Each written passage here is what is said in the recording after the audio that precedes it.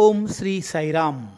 श्री साई चरित्राचा 14वा अध्याय हा नांदेड येथील शेठ रतनजी आणि साईनाथ महाराज यांच्या स्नेहबंधावर छान चित्रित केलेला आहे. या अध्यायाच्या सुरुवातीला ग्रंथकार हेमाडपंत म्हणतात, ग्रंथ आपल्याला प्रवृत्तीच्या गोष्टी सांगता सांगता हळूच निवृत्तीच्या मार्गावर नेतात. श्रोते हो, ग्रंथ आपल्याला समाधानी राहायला शिकवतात. मनुष्य जन्माचं महत्त्व सांगतात. ज्याला नरदेह लाभून जीवनाचं सार्थक करता येत नाही तो पृथ्वीसाठी ओझं आहे असं ग्रंथकार म्हणतात. ग्रंथकार पुढे म्हणतात, ज्याला आहार, निद्रा, भय, मैथुन यापेक्षा दुसरं काही सुचत नाही तो पुरुष कसला. अहो, तो तर शेपूट आणि शिंगे नसलेला पशु आहे. मनुष्य जेव्हा जन्माला येतो तेव्हाच मृत्यू त्याच्या मागे लागलेला असतो. म्हणून मरणाचं सतत स्मरण ठेवलं पाहिजे आणि सतत आपण सावध राहिलं पाहिजे असं सद्गुरू साईनाथ म्हणतात. साईनाथांच्या कथा सतत श्रवण केल्या, वाचल्या की काय होतं हे सांगताना ग्रंथकार म्हणतात, नित्य पडता कथा श्रवणी साई दिसेल नित्य नयनी, मनी ध्यानी दिवा रजनी स्मरणी साई राहतील. साई येता निदिध्यासनी मन होईल उन्मनी, ऐसे होता प्रतिदिनी चित्त चैतनी स्मरेल. श्रोते हो, ग्रंथकार म्हणतात, जो व्यक्ती स्वतःला प्राणी आणि वस्तूंपासून वेगळे मानतो तो खरा अज्ञानी. सद्गुरूंची भेट झाली की ते आपल्याला प्रत्येक जीवात ब्रह्म आहे हे सांगतात. चंद्र जसा पाण्यात दिसला तरी तो पाण्याच्या बाहेर असतो, अगदी तसेच सद्गुरू साई महाराज सर्वत्र आहेत. इथे एक सर्वांग सुंदर कथानक हेमाडपंत यांनी पेरलं आहे. नांदेड शहरात रतनजी नावाचे एक पारशी व्यापारी होते. ते धार्मिक होते. त्यांच्या घरातून कोणीही रिकामा हाताने कधी जात नसत. पण त्यांना मूलबाळ नव्हतं, म्हणून त्यांच्या मनात एक अनामिक हुरहुर होती. रतनजी यांची दासगणू महाराजांवर मोठी भक्ती होती. त्यांनी दासगणूंना आपल्या मनातील खंत बोलून दाखवली. दासगणू म्हणाले, तू शिर्डीला जा, बाबांचं दर्शन घे, तुझं नक्की कल्याण होईल. रतनजी मोठ्या लगबगीने शिर्डीला आले. साईंकडे आले. बाबा त्यांना म्हणाले, मला दक्षिणा दे, तू कृतार्थ होतील. हे बघ, तुम्हाला पूर्वी 3 रुपये 14 आणे दिले होते, आता राहिलेले दे. रतनजी विचारात पडले. मी तर यापूर्वी साई महाराजांना कधी भेटलो नाही. त्यांची आणि माझी पहिली भेट. त्यांनी बाबांना दक्षिणा दिली आणि ते म्हणाले, बाबा आपल्या पायांचं दर्शन झालं, माझं पूर्वजन्मीचं भाग्य उदयाला आलं. मला पूजा अर्चा यज्ञ माहीत नाही. आपण दयावंत आहात, आपणच माझी चिंता जाणता.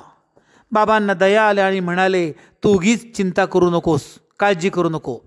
आता आजपासून तुझे भाग्य सुरू झालं. बाबांनी त्याच्या हातावर उदीचा प्रसाद दिला आणि डोक्यावर कृपेचा हात ठेवला. ते म्हणाले, तुझी इच्छा अल्लाह पूर्ण करेल. अत्यंत प्रसन्न अंतःकरणाने रतनजी शिर्डीवरून नांदेडला परतले. इकडे आल्यावर त्यांनी दासगणूंना सर्व वृत्तांत सांगितला. ते म्हणाले, मला नाथांचं दर्शन झालं, पण मला हे समजत नाही, मी त्यांना 3 रुपये 14 आणे दक्षिणा कधी दिले होते. दासगणू विचार करू लागले. त्यांच्या लक्षात आलं, रतनजी यांनी एका मुस्लिम मौलवीला घरी आल्यावर गौरव करून हार, फळ यांचा रस दिला होता. हा दर सत्कार बरोबर 3 रुपये 14 आणे इतक्या किमतीचा होता. साईनाथांनी मशिदीत बसून हे बरोबर जाणलं. नांदेड कुठे आणि शिर्डी कुठे, पण बाबांनी मात्र हा योगसिद्धीच्या बळावर हा चमत्कार केला. दासगणू महाराज यांना साई महाराजांच्या सिद्धीचं मोठं नवल वाटलं. पुढे योग्य काळ लोटला आणि रतनजी यांना देव पावला. त्यांच्या पत्नीला गर्भ राहिला. साईंचं वचन खरं झालं आणि यथावकाश त्यांना पुत्ररत्न प्राप्त झालं. श्रोते हो, आपल्या मनात हा प्रश्न येणं अगदी स्वाभाविक आहे. साईनाथ भक्तांकडे दक्षिणा का मागत? संतांना धन कशाला पाहिजे? ज्यांना हिरा आणि गारगोटी सारखी, त्यांनी दक्षिणेसाठी हात का पसरावे? ज्यांच्या द्वारकामाईत अष्टसिद्धी हात जोडून उभे आहेत, ज्यांची आज्ञा पाळायला साक्षात कुबेर हात जोडून उभा आहे, त्यांना दक्षिणा का लागावी? याचं अत्यंत सर्वांग सुंदर उत्तर वेदात दिलेलं आहे. वेद म्हणतात, गंध लावल्याने पावित्र्य मिळतं, अक्षदा वाहिल्याने आयुष्याची वाढ होते, फुले पानांचा विडा वाहिल्याने ऐश्वर मिळतं आणि दक्षिणा दिल्याने खूप द्रव्याची प्राप्ती होते. ब्रह्मदेवाने देव, दैत्य आणि मानव द या अक्षराचा उपदेश केला होता. देवांना, दैत्यांना, दानवांना द या अक्षराचा उपदेश करताना सगळ्यांना विचारलं, द या अक्षरावरून तुम्हाला काय पाहिजे? देव उत्तरले, दांत व्हावं, म्हणजे संयम धरावा. दैत्य म्हणाले, दया करावी. माणूस म्हणाला, दान करावं. साईनाथ भक्तांच्या कल्याणासाठी त्यांच्याकडून दान घेत. अहो, साईनाथांना स्वतःसाठी पैशाची गरज मुळीच नव्हती. दक्षिणेचं दान घेऊन ते येणाऱ्या भक्ताचे चित्त शुद्ध करत. श्रोते हो, दान दिलं की भक्ताचा मीपणा जातो. ग्रंथकार म्हणतात, दान नित्य श्रद्धेने द्यावे, विना श्रद्धा दान न पावे. राजाज्ञे शास्त्राज्ञे भ्यावे, लज्जेने द्यावे काहीतरी.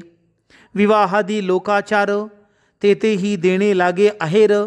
देव निराखावा मित्राचार, लोकव्यवहार शिक्षा की. सज्जन हो, दानाविषयी संत नामदेवांचा एक अत्यंत सर्वांग सुंदर अभंग सांगतोय बघा. भूमिदाने होती भूमिपाळू, कनकदाने कांती निर्मळू. चंदनदाने सदा शीतळू, जन्मोजन्मी प्राणिया. अन्नदाने दृढ आयुषी, उदकदाने सदा सुखी. मंदिरदाने भुवनी पालखी, सुपरिमळ उपचारा. वस्त्रदाने सुंदरपण, तांबूलदाने मनुष्यपण. गोपीचंददाने ब्राह्मणपण, अतिलावण्य सुंदरपण. जे वृक्ष लावती सर्व काळ, तयावरी छात्रांचे झळाळ. जे ईश्वरी अर्पती फळ, नानाविधी निर्मळ. दैवी कार्या दिले दान, कुटुंब तयाचे आयुष्यवान. ऐशा दानांच्या पंक्ती, वेगळ्या सांगो किती.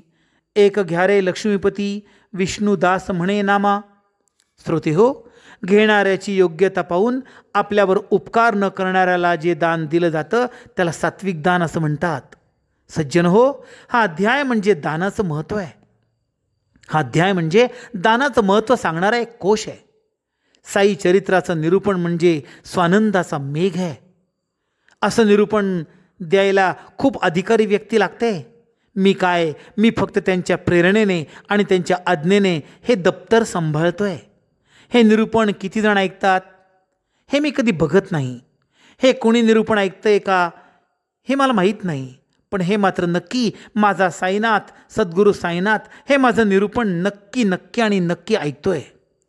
हे माझं निरूपण खूप मोठ्या आत्मसमाधानाचं एक भांडार आहे. श्रोते हो, सगळ्यांचं कल्याण हो. साईनाथांची परमकृपा तुमच्यावर राहो. हा अध्याय इथे संपतोय. भेटूया पुढील अध्यायात, अर्थात 15व्या अध्यायात. हा 14वा अध्याय इथे थांबूया. तोपर्यंत ओम श्री साईराम.